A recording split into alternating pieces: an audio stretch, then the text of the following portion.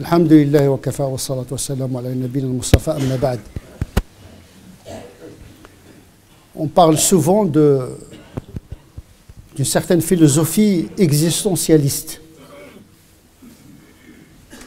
C'est-à-dire il n'y a pas d'essence, il n'y a que l'existence. C'est-à-dire il n'y a pas un déterminisme, mais il y a un destin qui n'est pas prescrit, qui n'est pas prédéterminé et que l'homme se construit par lui-même. L'homme se construit par lui-même, ce qu'on appelle l'humanisme. On ne croit pas en Dieu, mais on croit en l'homme. Et cet homme-là, il n'a pas une identité fixe, mais il est capable de se construire par lui-même. Pour dire les choses un petit peu simplifiées. Parallèlement, il y a en islam une doctrine pas existentialiste, bien sûr, il y a un existentialisme musulman, mais ce n'est pas le lieu de le développer ici, mais plutôt on va parler de la doctrine solidariste. C'est que l'islam est essentiellement une religion de solidarité, dont le don est le pivot et le centre de gravité de sa foi, de son culte et de sa pratique éthique. L'auteur certainement qui incarne cette doctrine est le gnostique et le saint et le soufi musulman qui s'appelle Ahmed Abul Abbas As-Sabti, qui considère que le don, sadaqa, a une dimension théologique liée à la foi et à la substance et à la nature même de la foi musulmane. C'est que la sadaqa, elle est au fondement même de la foi musulmane. Ce n'est pas uniquement un acte optionnel, comme le pensent la plupart des musulmans, mais la sadaqa est au cœur du dispositif de la foi musulmane. Et non seulement la foi a une dimension théologique liée à la doctrine de la foi, mais l'explication même et la finalité même des prescriptions pratiques de la charia. Comme si tout gravite dans les pratiques de la charia autour de cette notion de sadaqa, le don. Normalement, lorsqu'on appelle sadaqa, on l'utilise avec une manière un petit peu optionnelle. Comme un peu la charité, c'est-à-dire comme quelque chose que je fais quand je veux et comme je veux. Et si je veux. Contrairement à la zakat, qui pour les musulmans, c'est une obligation non négociable. En réalité, pour ce théologien mystique, a raison, considère que la sadaqa n'est pas uniquement ce que pensent les musulmans. Elle est au fondement de la foi, comme on va l'expliquer. Elle est également l'explication des pratiques, c'est-à-dire que toutes les pratiques versent dans la notion du don.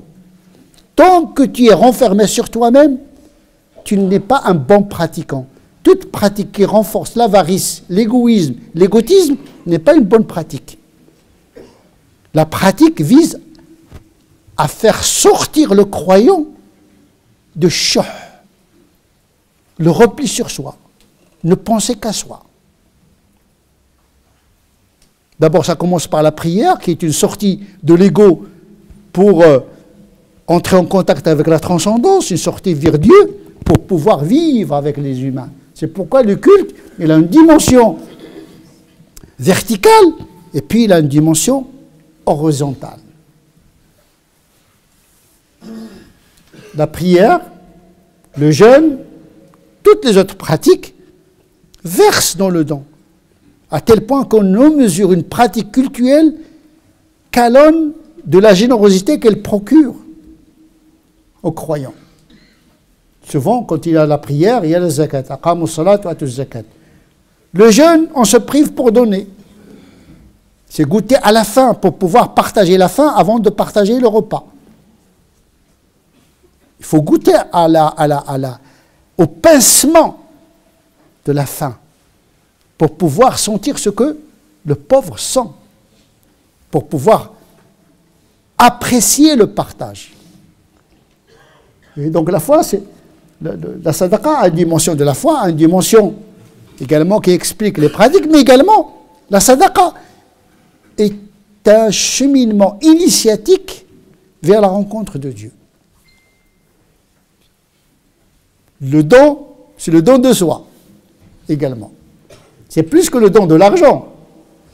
C'est le don de soi. Être capable de sortir de soi-même pour vivre l'altérité avec autrui, avec Dieu et avec les hommes. Quant à la dimension théologique,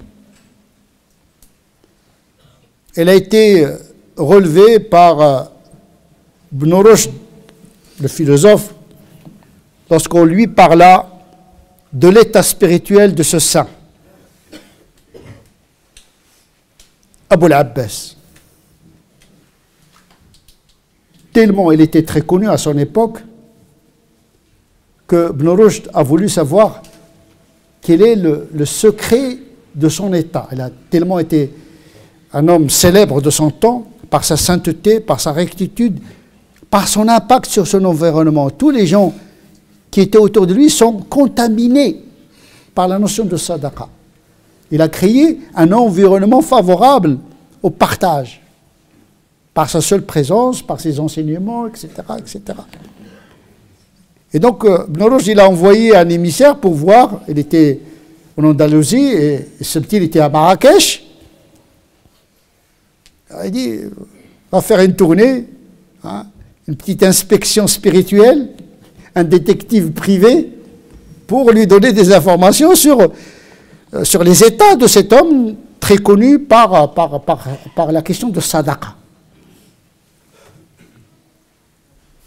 Et quand on lui a décrit l'état de ce saint, il a dit, cet homme, sa doctrine, donc il a décodé rapidement la doctrine théologique de ce saint. Il a dit, la doctrine de ce saint, c'est qu'il considère que le monde, son moteur est le don. Le moteur du monde est le don. Et dans une version, le monde est un don. Tout a été donné. Tout. Dis-moi, qu'est-ce que... Sont-ils eux les créateurs ou bien sont-ils eux-mêmes des créatures? Tu es éjecté dans ce monde, tout t'a été donné. Tout. Tu as reçu de l'extérieur. Tu n'as rien créé de toi-même. Et donc c'est comme ça que tu dois recevoir le monde comme un don. Et quand on reçoit le don, il faut le rendre. On reçoit le don, on le partage. Sinon, ce n'est pas un don. Le propre du don, c'est l'échange. Et donc, pour ce saint, le monde est organisé par le don et contre-don. Et donc, Ibn Rushd, il a considéré que sa doctrine, c'est cela. Il a dit, en réalité, cette doctrine, il existe, c'est les stoïciens. Et donc, en réalité, c'est un constat universel. C'est que même des non-musulmans, ils ont abouti que le monde entier, c'est un échange de dons. Comme les particules, au niveau des atomes, des astres, les planètes, etc. Il y a un don contre don. Il y a je donne. Il n'y a pas quelque chose qui puisse exister par elle-même. Il n'y a que l'homme qui se sent suffisant à lui-même.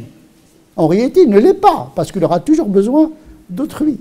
C'est une illusion, c'est une fausse prétention. C'est-à-dire l'homme, lorsqu'il est riche, il pense qu'il peut se suffire à lui-même. C'est ça le sens du verset. L'insan devient arrogant parce qu'il pense qu'il se suffit à lui-même. Mais en réalité, Dieu, il montre toujours à ces gens-là leur vulnérabilité. un jour ou un autre, le riche, il va goûter à la vulnérabilité. Dans sa chair, dans sa psychologie, dans sa famille, dans son entourage. Il ne sortira pas indemne. Sanurihim ayatina. Dieu montre ses signes. Le stoïcien, il dit, oui, le don, c'est comme Sénèque, etc. Lorsque vous lisez la philosophie des stoïciens, ils ont compris que le don, c'est la voie vers le bonheur. Ils n'ont pas lu le Coran, parce qu'ils étaient même avant Jésus-Christ, c'est 3 siècles avant Jésus-Christ. C'est ce que Ummuna Khadija a compris. Khadija, la sage de Quraysh. Lorsque le prophète est venu apeuré, lorsqu'il avait rencontré Gabriel pour la première fois, elle était apeurée, parce que c'est la première fois qu'il rencontre un esprit. Donc il était choqué. Il a cru qu'il était touché par un démon. Donc il est venu en courant, apeuré, tremblant, chez Khadija. Il a dit, j'ai peur. Je crains la possession. Il dit, voilà la réponse de Ummuna Khadija, qu'elle n'était pas musulmane, pas encore. Il a juré par Dieu. Wallahi, je jure par Allah que tu ne seras pas déçu par lui. Il ne te laissera jamais tomber. Parce que, de par sa sagesse, il a compris que les bons, les généreux, Dieu, d'une manière ou d'une autre, il sera toujours à leur secours. Et comment il a su que Dieu ne le décevra jamais? Il a commencé à lui énumérer ses vertus, les qualités. Il a dit pourquoi? Il lui a dit pourquoi Dieu ne va pas te laisser tomber. Il a dit parce que tu respectes la famille, tu es généreux envers ta famille, tu dis la vérité. Et sadaqa, ça vient de sidq. Sadaqa, c'est sidq, hein, c'est pas sadaqa, il faut. C'est pourquoi l'islam il a choisi sadaqa, parce qu'il est consubstantiel à la véridicité. La sadaqa ne peut être qu'une véridicité, une vérité et une authenticité dans le don. Tu dis la vérité, tu rends le dépôt, tu ne trahis jamais la confiance d'autrui, tu rends les biens à leurs propriétaires, tu aides celui qui est dans l'épreuve, tu es très généreux à l'égard de tes invités. Donc il lui a énuméré les déclinaisons de la générosité. Il n'y a pas qu'une seule manière de faire la sadaqa, d'être généreux. D'ailleurs, les attributs les plus développés de Dieu, ce sont les attributs qui sont liés à la générosité. Karim, Jawad, Mu'ti. Plusieurs nuances. C'est peut-être les attributs les plus développés au sujet de Dieu, ce sont les attributs du don. L'afou, pardonner, c'est donner. Pardonner, c'est donner. C'est pourquoi l'afou, c'est le supplément. Bon, si tu n'arrives pas à donner de ton capital, donne de ton bénéfice, d'une certaine manière. Mais la sadaqa, elle peut toucher également le capital. Parce que la sadaqa peut être obligatoire dans certaines circonstances. Contrairement à ce que pensent beaucoup de musulmans. Comme ici en France. Que sadaqa n'est pas obligatoire. Mais sadaqa, c'est obligatoire pour construire des mosquées, pour construire des centres. Je vous assure que, bon, alhamdoulilah, il y a des généreux, etc. Mais les gens pensent que on leur demande une sadaqa, c'est-à-dire optionnel. Si tu veux donner, tu donnes. Si tu ne veux pas donner, tu ne donnes pas. Alors qu'il s'agit quand même d'un sujet qui concerne les musulmans. Ce n'est pas la France qui va construire des mosquées. On est dans un pays laïque. Tu construis une mosquée, tu vas célébrer le nom de Dieu dans cette mosquée. Tu ne construis pas de mosquée, eh bien, on va être dans une précarité. Même dans nos prières ne sont pas confortables vu la situation précaire matérielle de nos lieux de culte. Donc en vérité, quand tu fais sadaqa, en vérité, tu consommes ses bénéfices d'une certaine manière. Donc effectivement, comme disait Ibn Hazm, parfois la sadaqa elle devient une obligation. Surtout dans un pays laïque ici, il n'y a pas que la zakat, il y a aussi la sadaqa obligatoire. Il y a une sadaqa obligatoire. Surtout pour construire des lieux d'apprentissage de la religion pour nos enfants, pour les préserver des dérives de toutes sortes. Sinon, on va les livrer à l'Internet, où ils vont apprendre des choses qui pourraient être néfastes pour leur morale, leur spiritualité et pour leur religion. Ou plutôt pour leur religiosité. Et donc, la question du don, Khadija, radiallahu anha, il a compris que c'est une question théologique, dogmatique. C'est une loi de Dieu. Celui qui est bon bénéficiera de la bonté d'Allah subhanahu wa ta'ala. Alors qu'il a juré par Dieu, et il a établi une loi avant même qu'elle soit musulmane parce qu'il a compris qu'il y a une loi divine, cosmique, qui est toujours en faveur des gens qui pratiquent la sadaqa.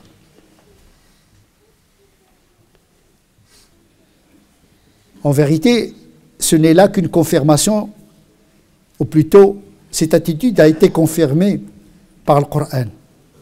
فَأَمَّا مَنْ أَعْطَى. Quant à celui qui donne, donc il a commencé par le don, avant la foi. فَأَمَّا مَنْ أَعْطَى وَاتَّقَى. Avant la piété. La piété dans les pratiques. Comme si la sadaqa est au fondement de la pratique et de la foi. Parce que l'avarice tue la foi. Celui qui... Vous pouvez faire des prières matin, midi, soir, qiyam al-layl, etc. Tant que vous ne donnez pas de ce que vous possédez. C'est la mesure de la piété. C'est le thermomètre de la prière. C'est le thermomètre du jeûne. Il est mesuré par le don. Un cœur qui se prosterne avec l'avarice est un cœur loin de Dieu. Un cœur qui jeûne le mois de Ramadan et qui est gangréné par l'avarice, ce jeûne-là n'aura aucun effet sur son comportement. C'est pourquoi, malheureusement, nous voyons que beaucoup de pratiquants de jeûne, etc., l'Umrah, il y a des gens qui l'Umrah chaque mois, etc., mais il n'y a pas de changement au niveau de leur foi, de leur comportement, etc., parce que ce n'est pas basé sur la générosité, l'altruisme et l'altérité. Avoir l'attention à autrui, sortir de son petit confort. Ça nous arrive parfois de demander la sadaqa pour construire un centre. Tu dis, on veut construire, voilà, on va acheter, etc. Il dit, oh, mon frère, moi j'ai un projet. J'ai un projet, je vais acheter une maison, je vais acheter, etc. Un projet. Au contraire, c'est une raison. Si tu veux le baraka dans ton projet, eh bien, irrigue-le. Isqihi bis sadaqa. Irrigue-le. Est-ce que tu penses à la baraka ou tu ne penses pas? Tu penses que tu gères vraiment rationnellement ta vie? Tu crois que tu conduis à toi seul ta vie? Où est-ce qu'il y a la place? Dieu, il accepte sadaqa. En plus, il s'agit quand même d'un don pour un lieu où son nom va être célébré, où sa religion va être enseignée. Ce n'est pas une sadaqa dans le sens de l'option, c'est une sadaqa dans le sens de l'obligation morale. Et donc, effectivement, c'est une loi qui gouverne le monde, mais c'est une loi également, la sadaqa, qui explique la finalité des pratiques. La prière, c'est un moment de sadaqa. Tu laisses ton travail, tu laisses tes études, etc. pour 5 minutes. Donc tu fais œuvre de charité parce que tu te prives de ta vie matérielle pendant un moment. C'est déjà matériellement, hein, c'est charitable. Mais c'est bénéfique parce que c'est la bénédiction que tu acquiers pendant la prière. Peut-être matériellement, ça va diminuer ton salaire, mais la diminution de la qualité peut être compensée par des dons qui vont venir d'autres lieux et avec d'autres moyens. Wallahu ya'lamu wa antum la ta'lamun. Dieu sait, mais vous, vous ne savez pas. Faites confiance. Jamais quelqu'un qui donne, vous le verrez malheureux dans la vie, à condition d'être vraiment un donateur authentique. Le jeûne également, c'est une pratique de don, parce qu'on se prive pour donner. Donc la charia, elle est pratique pour ce théologien mystique, Abul Abbas, c'est que tout autour du don et de l'altérité, ce que vous donnez aux autres, à votre famille, à votre entourage, à votre religion, à l'humanité, il faut donner à tout le monde. Il faut apprendre à donner.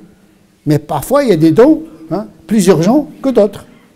Comme je viens de vous citer que nous avons besoin aujourd'hui de construire des écoles pour nous, des lieux d'apprentissage de notre religion, etc. Si nous ne faisons pas ça, ce qui est bizarre, c'est des gens qui envoient de l'argent pour construire des mosquées, je ne sais pas, dans le bled, etc., alors qu'il y a un manque de lieux ici. Et il vit ici, il fait sadaqa là-bas. Tu vis où? Tes enfants vont vivre où? Dans le douar, dans le village du bled. Ça ne veut pas dire qu'il ne faut pas donner. Il faut donner, mais il faut donner déjà tes proches, ta communauté, etc. Il y a une hiérarchisation dans le don. Ce n'est pas un don sauvage. C'est un don qui est optimisé spirituellement et économiquement parlant. Et donc le don, c'est la finalité des pratiques de la charia. Mais également, le don, c'est une voie d'accès, une voie royale d'accès au divin. On a posé la question à ce même saint, quel est le mystère de ta tariqa? Vous savez, les doctrines soufis, chacun il a sa manière initiatique d'accéder à l'amélioration de la condition spirituelle et morale. C'est comme le fiqh, c'est comme l'aqidah, il y a des doctrines. La doctrine de ce saint, c'est la sadaqa. Vous voulez accéder à la vérité de Dieu? Il dit, le seul moyen, c'est l'ihsan. I'budillah ka'annaka tara. L'ihsan, c'est la bienfaisance. Et l'ihsan renvoie à sadaqa, comme si l'ibada, c'est le don. C'est la bienfaisance. Mais une bienfaisance obligatoire, cette fois-ci, il est confondu avec la justice. Dans cette doctrine, la justice et la bienfaisance, c'est la même chose. Le partage est une obligation. La sadaqa, c'est une obligation.